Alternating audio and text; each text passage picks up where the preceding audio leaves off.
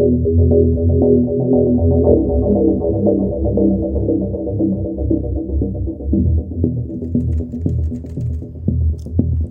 hello. Are you spying on me in the comfort of my own home? I like to stay here because it's outside and outside scares me. I am Jonathan Wheatley of the History Comics Podcast. I am joining the Fall Horsemen to discuss the classic sci-fi horror films of all time. I'm going to give you my top 10. And these are classic sci-fi films that use a sci-fi element and also bring us a great degree of horror.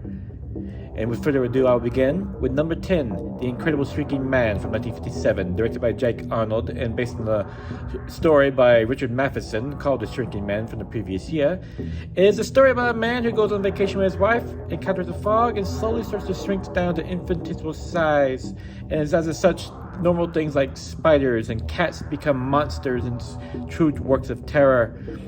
And the thing about this movie is that it's a true science fiction film that actually explores what happens if you were to shrink down to an infinitesimal size like this and be surrounded by the world that is now out of your reach.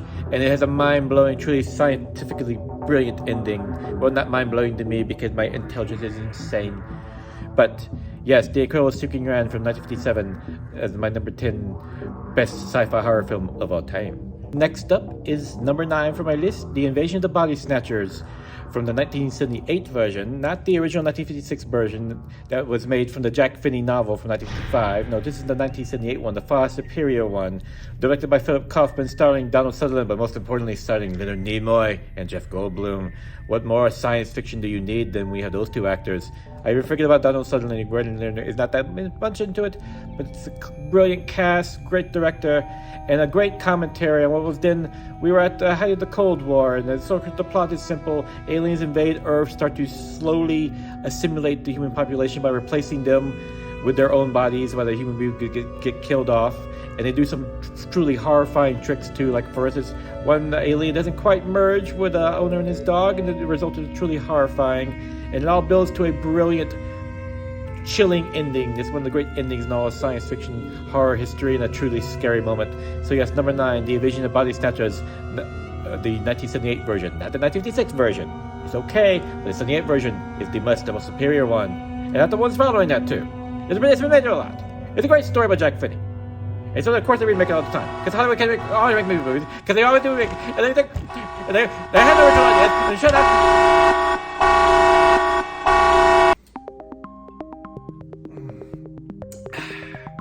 Yeah, much better. Alright, got a little worked up that last bit, but I had to change of clothes too. But now the headache's gone. Remakes. Change of setting in my Texas Chainsaw Massacre shirt in front of the Texas Chainsaw Massacre 2 poster, my friend Nick Moser's favorite movie. He doesn't know it yet, but he will love it. But now, for number 8 on my list is The Reanimator, the classic 1985 film directed by Stuart Gordon and starring Jeffrey Combs as the brilliant Dr. Herbert West, who discovers this serums to bring human beings back to life, even bringing single body parts back to life. Naturally, the results don't go as well as expected. It's based on the classic H.P. Lovecraft short story, Herbert West, The Reanimator, that strangely enough Lovecraft didn't like, but The Reanimator remains his best movie ever adapted from his film. A true classic. It's actually made some enjoyable sequels, to check them all out, but The Reanimator, classic film, and number 8 on my top science fiction horror movies of all time. And in keeping in the same vein of bringing the dead back to life, we have to go with number 7 on the list, the 1935 classic Bride of Frankenstein. Yes, I know this is the sequel to the original Frankenstein classic, but this is actually a superior film. It explores the larger themes of what James Whale is going about being ostracized for their work and the treatment of the Frankenstein monster. He's actually a little more sympathetic in this one. And the makeup effects, now that we need to see these movies in HD, whether you see it on a streaming service or on Blu-ray, are truly astounding. Even the makeup refers to the eventual bride when she is created. But yes, James Whale, brilliant director of the golden age of horror. He also did The Invisible Man, another classic film. I'm not going to put that on my list, though it does get an honorable mention, The Invisible Man. And also the somewhat updated remake of 2020, an excellent one as well. But back to number 7, Bride of Frankenstein, a classic science fiction horror movie, one of the greatest of the golden age, by one of the great directors of the golden age, James Whale.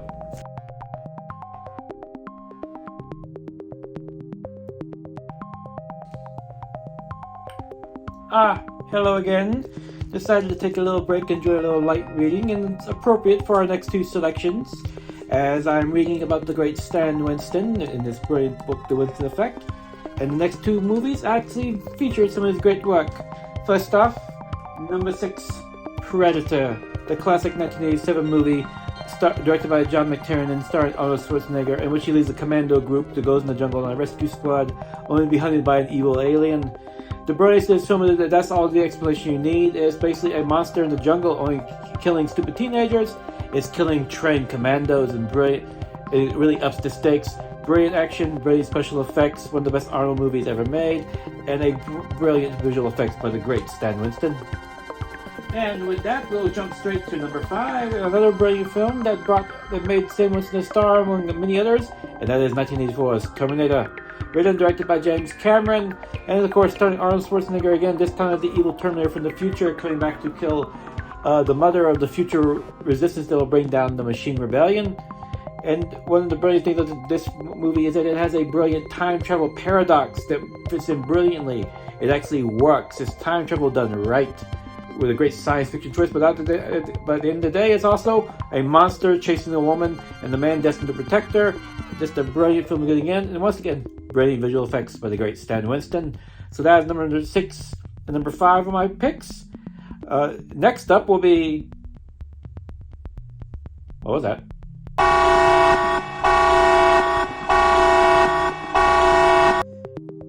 Hello, I heard something and I thought it was safe inside from the outside, which is scary, but there's something in my house. But luckily, I'm still able to continue with the list. And the number 4 on my list is the classic Aliens, directed by James Cameron. The 1986 film to the other classic Alien. I ranked it as number 4 because it's obviously one of the finest sequels ever made. A brilliant film, truly scary, and it's simple. He went to the studios and said, "Hey, let's make it Aliens," but he made the S into a dollar symbol. And sure enough, we have Aliens. Brilliant performance by Sigourney Weaver. More of an action thriller, but still one of the scariest movies ever made. Which was one of the truly great movie monsters of all time. And of course, if you got to mention Alien, you have to go to number 3 on my list, and that is Alien, the 1971 film directed by Ridley Scott. A truly masterful work, one of the greatest horror films of all time, just truly scary. And it's simple. It's just a haunted house, but this time it's a haunted spaceship, and with an alien killing people. Once again, another brilliant cast with the Sigourney Weaver leading with Ripley, one of the great horror heroines of all time. A truly badass character, and a classic of all times. So yes, those are my 4 and 3 picks. Number 3 and number 4. And wait. I think something's after me. What are you?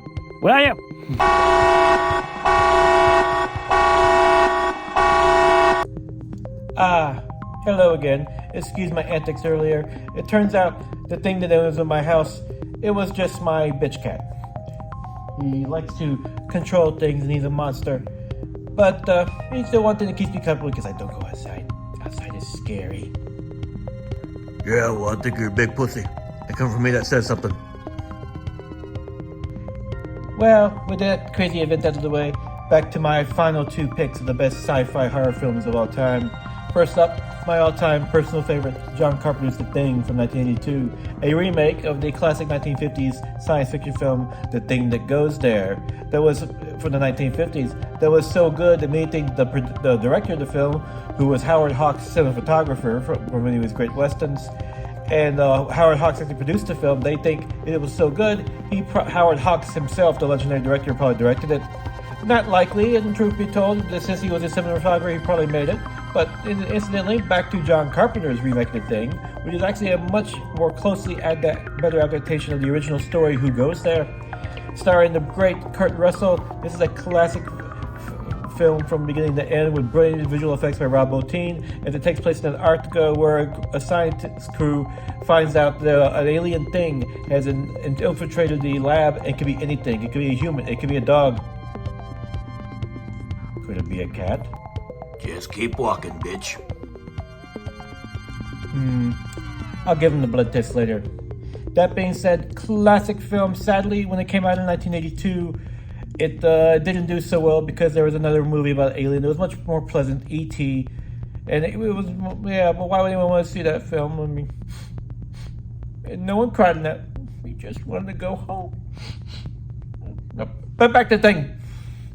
Brilliant film, all-time personal favorite horror film of all time, true classic by any measure.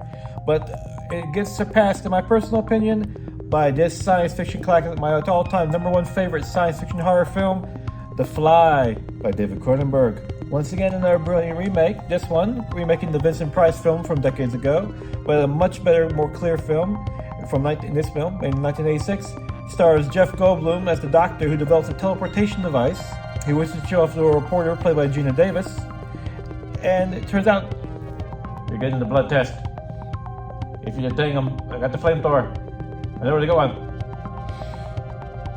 There's a great haunt called Nightmare Dungeon down the road. But he decides to show off his teleportation device. In the meantime, and it turns out it works. Unfortunately, he's also actually developed a romantic relationship with Gina Davis, which parallels in real life. They actually were romantic for a bit, Jeff Goldblum and Gina Davis. And but in a jealous fit, drunken rage, he decides to go ahead and test the device on himself. And he ends up being merged with a fly and slowly transformed into a fly in one of the most brilliant visual effects you'll ever see. Brilliant performed by Jeff Goldblum and Gina Davis. Truly great acting and some gorgeous visual effects. Brilliant by David Cronenberg, the master of body horror. And why I think it's the best science fiction movie, because it's asking really science fiction questions. What happens if you play around with teleportation and body modification with this? And it's just brilliant from beginning to end. And so, interesting enough, very low kill count for it. It's just horror in a more intellectual and emotional way. It really gets to you, and it's one of the all-time great movies ever made. And it's, in my personal opinion, the greatest science fiction film of all time. And there is my list of the greatest science fiction movies ever made. I hope you enjoy. Meantime, I'm going to stay in my house where it's safe, except for this bitch cat. All I know, if you try to cross me with a monkey in a teleportation machine, your ass is grass. Number 4, and 1978 version. And my watch just went off. I'm annoyed. Wait. Just keep walking, bitch. I think something's after me. What are you? They wish to show off to shut the fuck up.